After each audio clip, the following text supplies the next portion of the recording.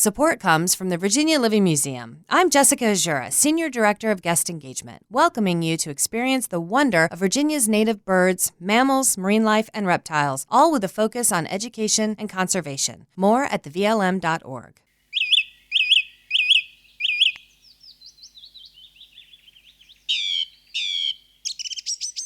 Good morning and welcome to our Bird Notes. This is Dwight Davis.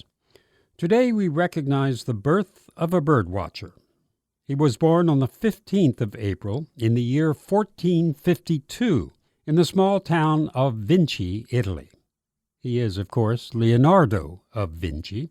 A birdwatcher, yes, but also an engineer, a sculptor, an architect, draftsman, mathematician, court entertainer, a student of anatomy, of optics, hydraulics, and flight. Also, according to a contemporary, a connoisseur who sang masterfully to his own accompaniment on the lyre. The lyre, by the way, was of his own design. And then there are also some 20 extant paintings, including The Last Supper and the Mona Lisa.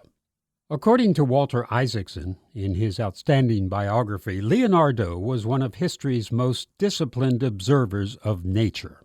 And here's where the birds come in. Leonardo was fascinated by flight.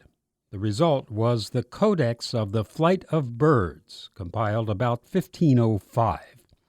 He recorded detailed observations of how birds fly, noting wind direction and the shape and the position of the wings and the tail and the feathers. He even took into account gravity and hinted at what would be known 2 centuries later as the Bernoulli principle regarding airflow. Crows, magpies, and the chukar, a quail-like bird, are mentioned in his codex. The latter part of it is devoted to flying machines, modeled after birds. We've all seen the pictures of Leonardo's contraptions.